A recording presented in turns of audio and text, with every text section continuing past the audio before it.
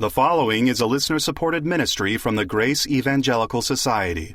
There is a very interesting tree in the Bible, both in the Garden of Eden and the first 3 chapters of Genesis, and in the New Jerusalem in the last 3 chapters of Revelation. In the New Jerusalem, there will be a reward to get to eat from it. Let's talk about that tree today, here on Grace in Focus. Grace in Focus is the radio broadcast and podcast ministry of the Grace Evangelical Society. Thank you for being here today, and we would love for you to get to know us better at our website, faithalone.org. There we have many hundreds of articles that you can read and information about our full-color magazine, Grace in Focus. Subscription is free for those who live in the 48 contiguous United States, and you only have to pay postage otherwise. You can also find out about our tuition-free seminary, GES Seminary. The website again, faithalone.org. Now I'm interested to find out more about this tree of life. And with our question and answer discussion, here are Bob Wilkin and Mike Lee. Hi, Bob. Today we got a question from Randy here, and he's asking about the tree of life in Revelation 2. In Revelation 2, the tree of life is a reward for overcomers of Ephesus, but he's puzzled because the tree of life in the Garden of Eden was a gift freely available. I guess looks like Genesis 2 tells us that, God let them eat of every tree in the garden that you may freely eat, but except for the tree of the knowledge of good and evil. So I guess Randy's kind of puzzled, looks like, between Genesis 2 and Revelation 22, that, one seems to be a free gift that they can eat from, and the other seems to be a reward that they're given. Okay, well, that's a good question, Randy. And first of all, let's think about the Garden of Eden. In the Garden of Eden, we don't know how many trees there were, but lots of fruit trees, right? And you could eat from any of them.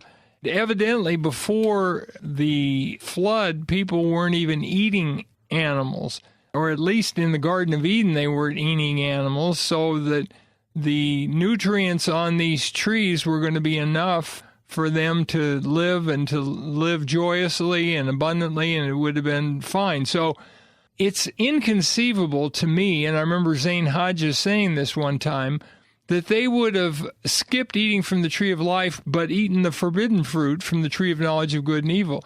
Zane's point is, regardless of how long it was before they sinned, and we don't know, let's say it was a month, they surely would have eaten from the tree of life in the first few days, or maybe even the first day, and it would have enhanced their life. Its purpose was not so that they would continue to live, because they were immortal before the fall.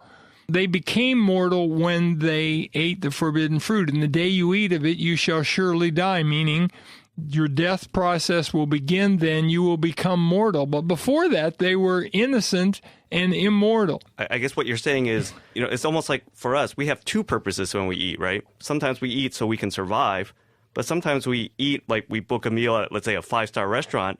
It's not just to survive, it's to enjoy the meal itself. So you're saying they're eating the tree of life for enjoyment purposes almost. Well, for that, and also because it actually made them more effective. They felt better, and they were able to work harder, etc. Imagine that's the way it is with food today, and to some degree it is.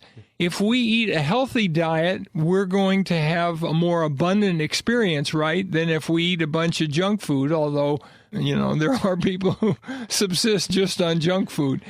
But, in Genesis 3 and verse 22, the Lord said, "Behold, the man has become like one of us to know good and evil, and now lest he put out his hand and take of the tree of life and eat and live forever.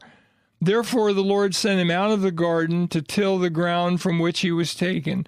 So he drove out the man and placed cherubim at the east of the Garden of Eden, and a flaming sword which turned every way to guard the way to the tree of life."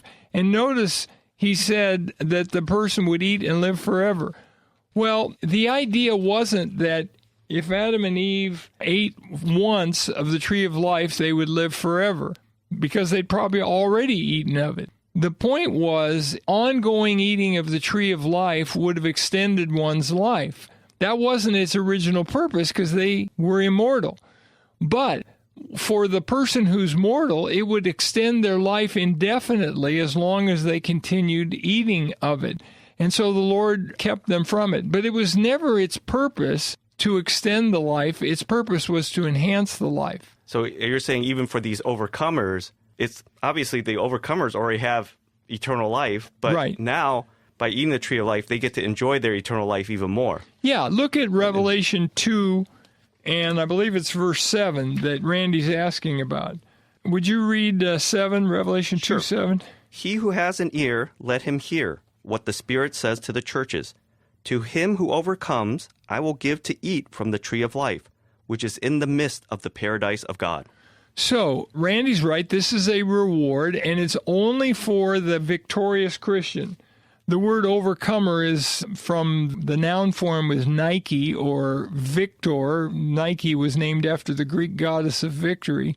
And the verb form is nikao, and it means one who is victorious. Well, if we are victorious in our Christian lives, then we will have the right to the tree of life. Not everybody's going to have the right to the tree of life. Only the overcomers will. And if you look at Revelation chapter 22, we learn a little bit more about the tree of life. It's kind of a really cool tree. It does tie Revelation 21 and 22 with Genesis 1, 2, and 3. We will rejoin in just a moment, but years ago, Zane Hodges wrote The Gospel Under Siege. Sadly, this is still true, and GES President Bob Wilkin has recently written its sequel. Bob's new book, The Gospel is Still Under Siege, is a book about theological clarity on the biblical teaching about eternal salvation. It is available now. Secure yours today at the Grace Evangelical Society's bookstore. Find it at faithalone.org/store. That's faithalone.org/store. Now back to today's content. Look at verse 2 of Revelation 22. In the middle of its street and on either side of the river was the tree of life, which bore 12 fruits, each tree yielding its fruit every month.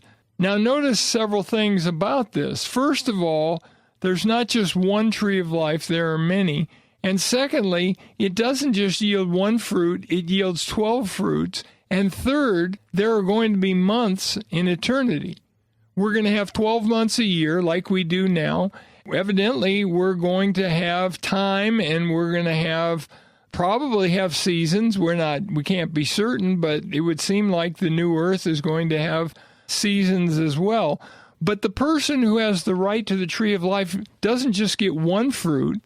He gets one in January, February. They probably won't go by January, February because those are named after pagan gods. But they'll have one in the first month, one in the second month, so forth for the 12 months. He has the ultimate subscription to the Fruit of the Month Club. Yeah, what's that called? Is that Simon David or something? Harry and David? Harry and David. It's kind of like the Harry and David forever. And the one who is faithful is going to have that privilege. Notice also verse 14. Revelation 22, blessed are those who do his commandments, that they may have the right to the tree of life and may enter through the gates into the city. So eating of the tree of life is going to enhance the life. Now, does that mean the non-overcomers don't get to eat of the tree of life? That's right, they don't. And does that mean their life will not be quite as abundant and full as those who are overcomers? That's what that means. We should recognize that all believers are going to have joy forever. All will be content. But some are going to be able to glorify Christ more, and our ability to glorify Christ more will bring us a more abundant experience. And so it's not just rulership that the overcoming believer gets, right? Ruling over 10 cities, 5 cities, 1 city. The overcomer does get that, but they also get certain privileges that go along with it, like the right to the tree of life. There's also something called hidden manna, which is going to be a food which will enhance the life. They're also getting special white garments, which will set them apart and will indicate this is one of the rulers. This is someone like in the military, your generals have the stars on their shoulders and on their helmets, and that indicate them as generals. In this case, these people are going to have that. They're going to be special stone with a nickname on it. And they've got lots of privileges that other believers don't have, even the ability to enter the New Jerusalem through one of the 12 gates. The other believers will be able to enter, evidently, but not through the gates. They'll have to go by the monorail or the subway or some other way. It's like you get the red carpet entrance, or you get Right. the back door that you sneak into the building entrance, right? Yeah, and by the way, in the Old Testament, the gates were always the place of honor. This is where the elders would meet and make decisions regarding various matters. Read the book of Ruth. That's where Boaz is going. He goes to the gates and they make a decision regarding Ruth. It was the case throughout the Old Testament that the gates were a place of honor. This is interesting because, I think sometimes we have the misconception that our eternal experience is just like a spirit. But here it's like, people be eating, and, you'll be able to enjoy food. And Right. In fact, isn't the Last Supper kind of the paradigm of that? correct. I mean, he says, I'm not going to drink the fruit of the vine with you until we're together in the kingdom.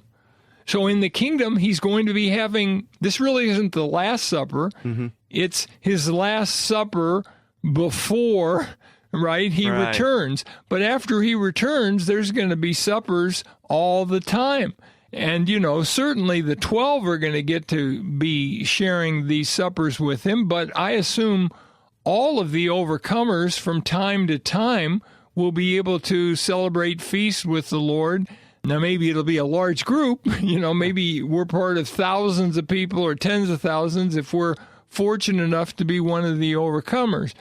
The point is there's going to be a special closeness the overcomer has to Christ, and some of that is related to the privileges we receive, and one of those is the right to the tree of life. So Randy's right. It wasn't a reward in the Garden of Eden. But that's because in the Garden of Eden, there were no sinners. Right. Everybody was an overcomer, in a sense. Yeah. I mean, Adam and Eve had not fallen. Right. If they had not fallen, then they would have been able to enjoy all the privileges. Remember that they were to be fruitful and multiply and fill the earth and have dominion over it? Rulership was part of the original creation mandate. Mm-hmm. What we're going to find is with the new earth, rulership is going to be part of the new world mandate, and it's going to be for the overcomers. And the non-overcomers will have various jobs. I don't know. Overcomers will evidently give them various tasks to do, but they won't be ruling. They'll be content with their position, but my guess is they'll think, it would have been nice if I had been an overcomer. It would have been nice if I had these privileges, but they won't be jealous because that would be sin. Yeah, I mean, we basically share meals and we share food with people we're close to and we have friends to. And here is a way we can become closer to Christ in eternity if we're able to share in the tree of life and share in the special feasts or banquets, as you said, Right. might say, in the future. And it's a great thing for us to keep grace In focus. Be our guest and subscribe to our 48-page magazine, 6 issues per year, also called Grace in Focus, by emailing your name and snail mail address to ges@faithalone.org. That's faithalone.org. On this program, we keep our requests for financial partners to a minimum. But if you are interested in becoming a financial partner with Grace in Focus, you can find out how to do that at faithalone.org. On our next episode, is forfeiting salvation possible? Please join us. And until then, let's keep grace in focus. The proceeding has been a listener-supported ministry from the Grace Evangelical Society.